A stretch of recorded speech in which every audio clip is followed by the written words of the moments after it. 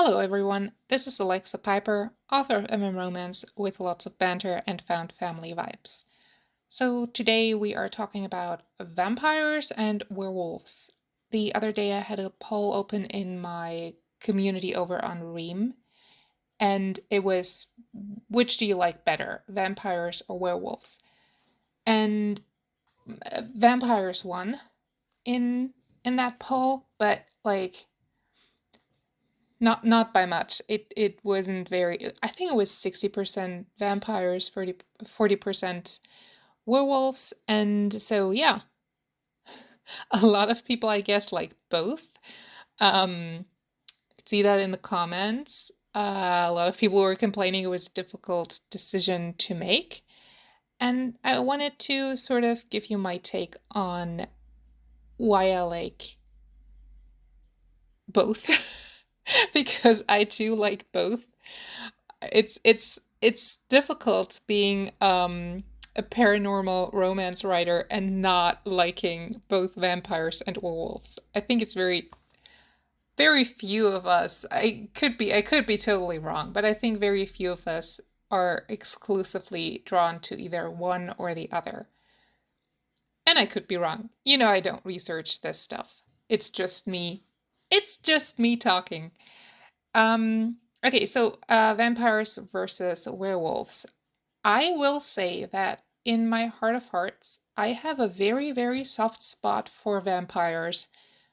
And I think the reason why is the very first novella that I ever wrote. So I started out in short stories and then sort of moved my way up to longer stories. And my very first novella, which I actually think started out as a novelette, which is just a shorter length. And then I worked on it some more and it became a novella. And it was a um not a retelling, but a reimagining of Dracula, of the classic novel Dracula. Do we call it a classic novel already? Is it that old? Well, I just did. So, yeah, anyways, that's what it was. And I really enjoyed writing it. I made it very dark and very weird. I focused a lot more on the magic aspect and the sort of folk magic aspect because we do get some of that in the original novel Dracula, but especially the like Dracula, the character is like linked a little bit to magic, but there's in the novel I think there's only a couple of lines that refer to the magical background of that, and I lean a lot more into that, and um that was so much fun just making it more about magic and also turning the entire castle into a very magical place that came out very wrong and sounded very cutesy. It's not like the castle that I had in that novella isn't very cutesy at all. It's just a very freaky magical place with its own obscure arcane rules, and the character exploring, has to navigate that and has to learn to, through magic, navigate that castle. And yeah, since it's a reimagining of the original Dracula, also the vampire in that. So my version of Dracula is a lot darker than I think any vampire I have done since. Like that. And it's also a very different vampire following very different rules like you have in the original novel. And yeah, that. But, anyways, I have so many fond memories of writing that. And yeah, I like making it just so dark and all that. And I like it. I like a nice old castle. So that was nice. And so that's why I like vampires. Um, I also, I think the first contact I had with gay queer romance was Anne Rice's vampire books, which I read when I was like a teenager.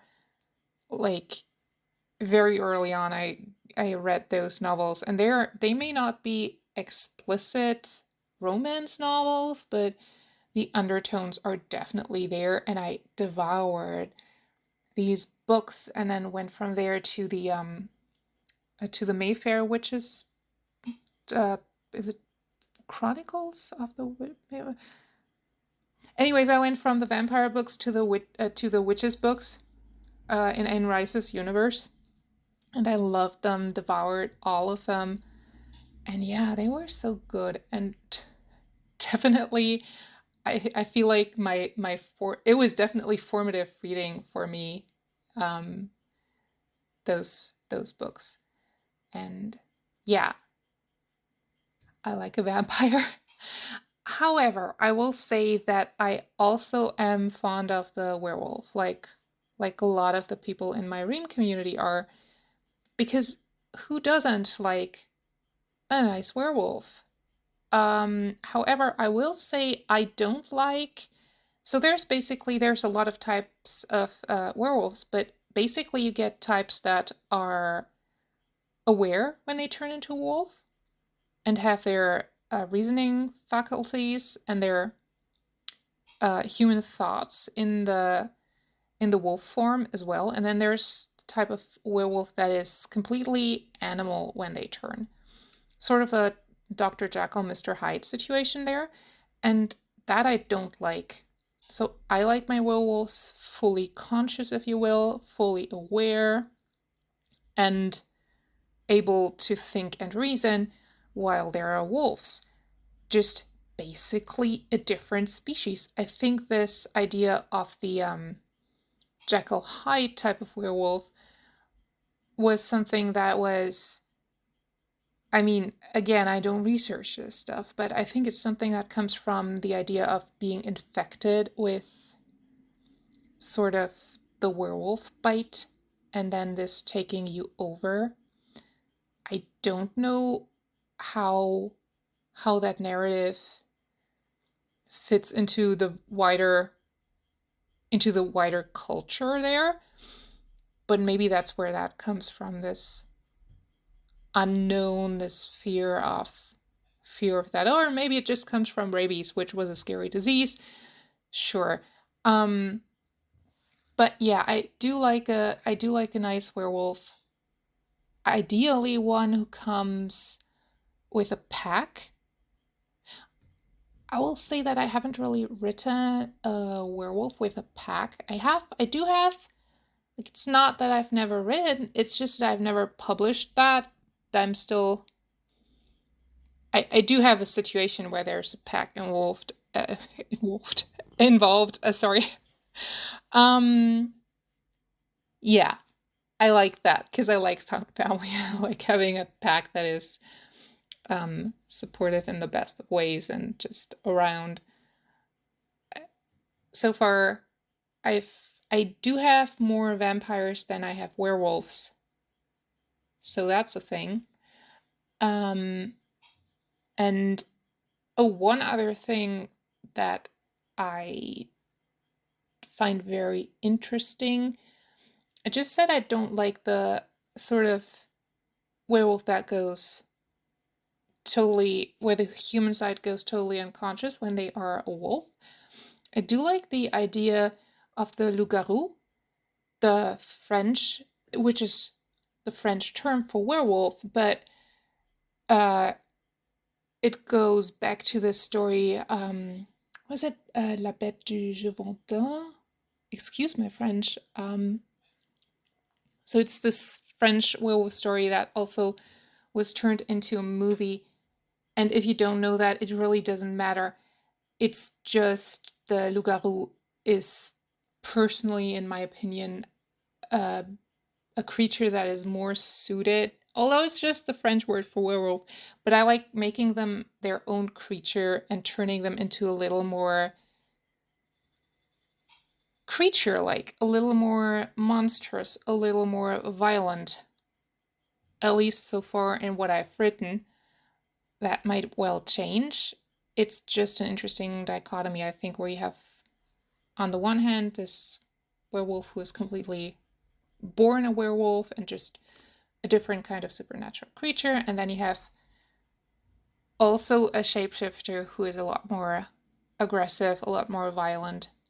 Some interesting potential for conflict there. So yeah, that's where I stand as a writer. And again, I should probably write, now that I'm talking about it, I have not written enough werewolves. I should probably write more werewolves. So yeah, I guess sorry about that, all you werewolf lovers. And that is, I think, all I have to say on the matter for now. Is it? Yes, it probably is. And I've been talking long enough anyway. So, talk to you in the next podcast. This is Alexa Piper, author of MM Romance with lots of banter and found family vibes. Bye!